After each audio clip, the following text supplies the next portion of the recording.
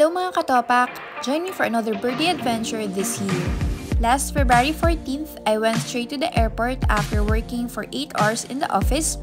One of the wrong decisions I made in my life. So I have a 9:30 p.m. flight bound to Puerto Princesa, which is the closest point going to Balabac. I arrived at PPS at 11:11 p.m., went straight to Go Hotels to check in and sleep for just a few hours. Woke up early the next day for a van ride going to Boliluyan Port Terminal. Travel time was more than 5 hours. We were required to fill out our info and details here before we hopped onto a passenger boat, which then led us to this smaller port na medyo madumi and quite disappointing. But I promise you, the rest of Balabac has clean and clear waters. So we transferred to a smaller boat since yung passenger boat is until that point only. And it's very maalon, considering Amihan season pala. So the first island on our list is Patawan Island. Yan, ikot-ikot lang tayo, takbo-takbo hanggang sa madapa. Kanan. And then yan si Bex, takot na takot mangitim, pero ayaw mag-sunblock. We also had our lunch here, and this is where we joined yung group na kasama talaga namin for the joiner tour. Flex lang siya dyan ng flex. Second island on our list is Kanibungan Island.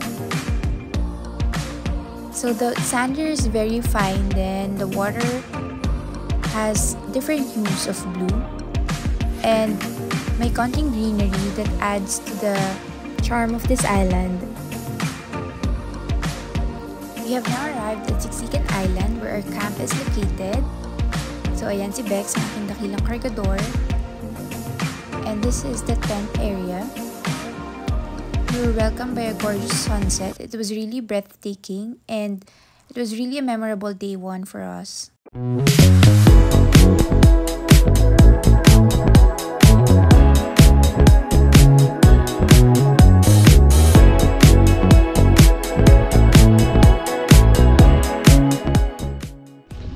Good morning! Here at Camp Siksikan. So this is where we slept. The tent area. This is where we're having meals. Yun yung house na may wifi. Then ito yung mga huts. Ito sana yung gusto kong i-book kaso hindi available for us. This is the toilet and bathroom. May iba-ibang islands na pupuntahan. Minsan depende sa weather, pero there's a list of itinerary per day. So this tour package is 4 days and 3 nights. 12,490 per pax. Joiner tour lang kami. Hindi kami nag-private tour kasi ewan ko, makikisama na lang. May difference din of course sa price. So yeah, just to share, it was really a stressful trip for me. Usually travel ng February, pero since last year I tried to book a travel ng sakto sa birthday ko. I don't celebrate, but I use it the reason to get away, to escape. Ayun, maraming naging challenges and hiccups ng travel na to. Mas kalmado na yung alon in the coming days so we can enjoy other islands. And sobrang ganda dito. Sulit yung stress and yung mga iniiyak ko noong mga nakarang araw. As in, sobrang ganda. Sobrang fine ng sand. Sobrang ganda ng color ng water. Hindi siya ganun kadaling puntahan. So, it's not for tourists. More for travelers and talagang yung legit na adventure seeker. Kasi it's back to basics eh. Island life talaga siya na you have to use tabo and timba again. Gamit ng poso, walang signal, walang kuryente. Pero mas ma-appreciate mo kasi yung life eh, pag ganun. Yung simple lang. Ito yung campsite na binook namin with Camp Malaya. Hopefully, pupunta namin yung magandang islands today and hindi sana maging kasing alon ng kahapon. As in, grabe experience kahapon. But yeah, super happy, super thankful. Bye for now.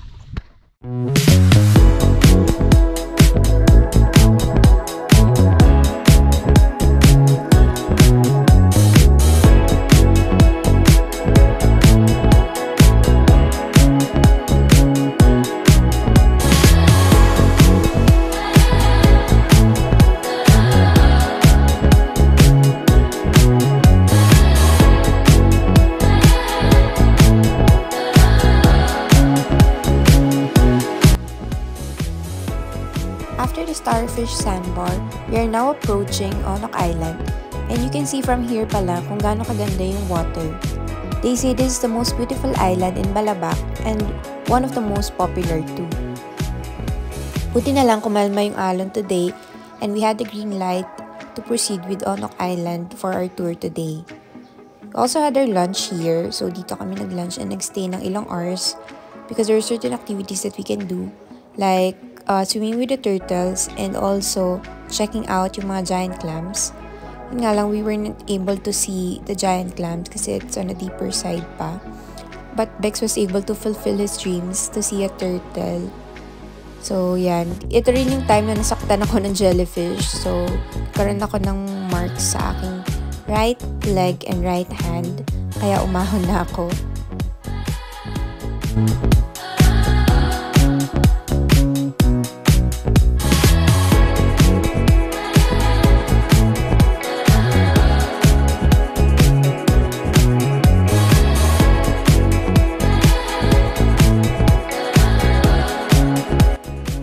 Next island is Candaraman Island. We just rested here, tumambay lang kami and they bought some food here. And most products pala here are from Malaysia kasi sobrang lapit lang daw nito sa Malaysia.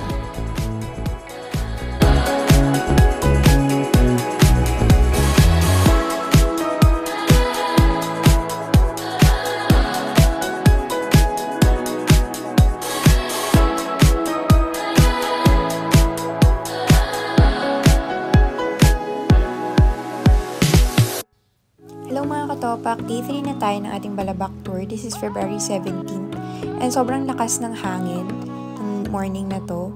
If you notice, lahat as nakatalikod sa boat kasi sobrang lakas ng hampas ng tubig and ng alon.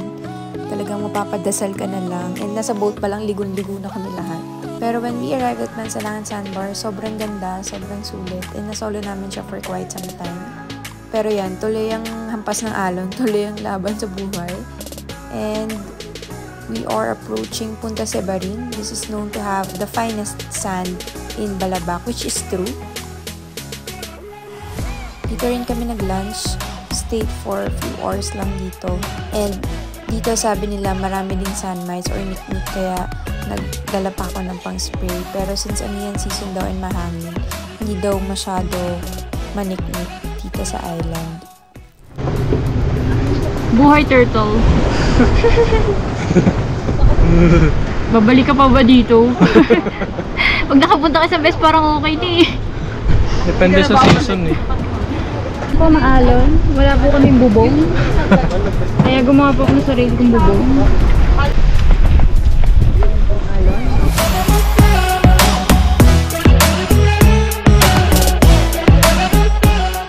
Buhay ng mga binebenta sa mga binenta po kami sa ibang amo. May dumaan nga kanina, naka-tente ng lahat eh. Ano yung bangka kanina? Yung maayos? Ang dami nila, nakatingin silang lahat.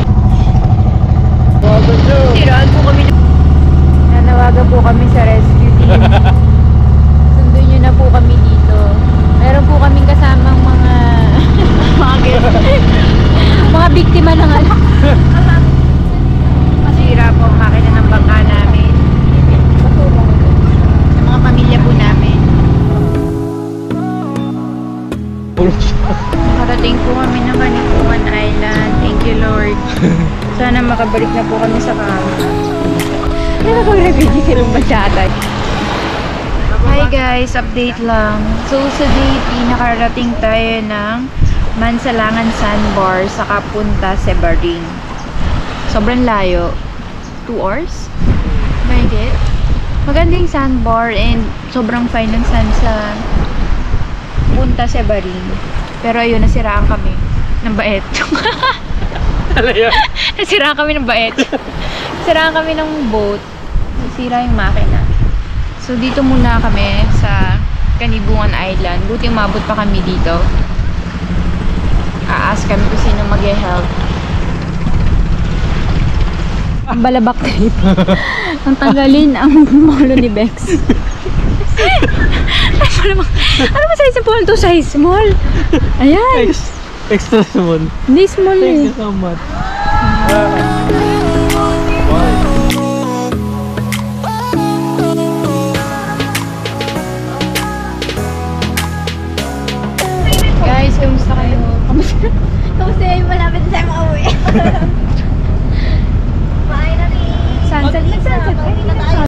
Kuya, susulat kayo ha. Sana makauwi kayo sa mga pamilya nyo. Babait ka kuya.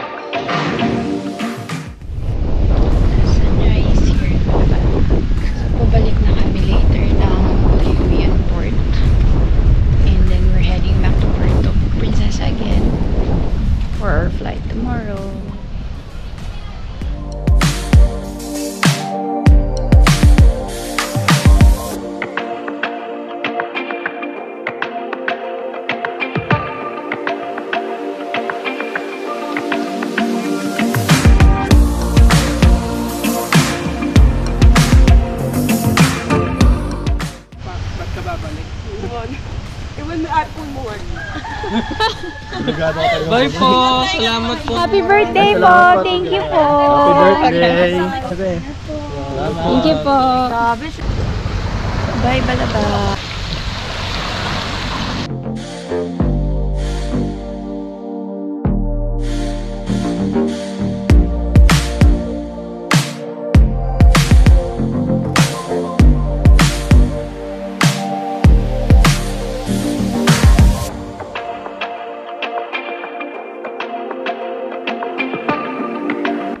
We're back at Buliluyan Port Terminal. Dito na rin kami naghiwalay ng mga cousins from Bulacan na na-meet and nakasama namin sa tour. Thank you so much for being very nice sa amin ng kuya ko. Nag-log lang kami dito sa tourism office, then sumakay na ulit kami ng van. After more than 5 hours of land travel, we're back at Puerto Princesa City. We checked in at U Hotels and we'll be staying here for 1 night kasi we have an early morning flight tomorrow. So we also had our late lunch here, I think around 3 p.m. na. And we'll show you a quick tour for room.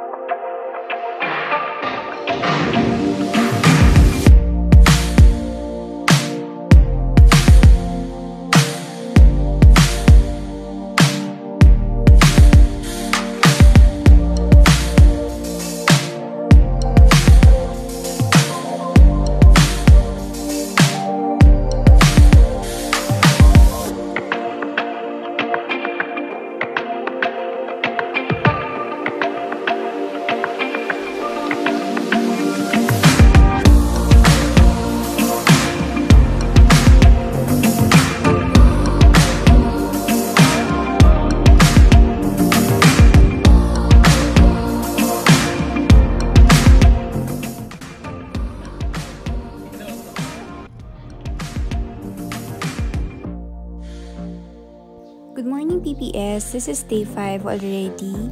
So, we're headed to the airport. Hindi na kami nakapag-breakfast buffet kasi our flight is 5:45 a.m.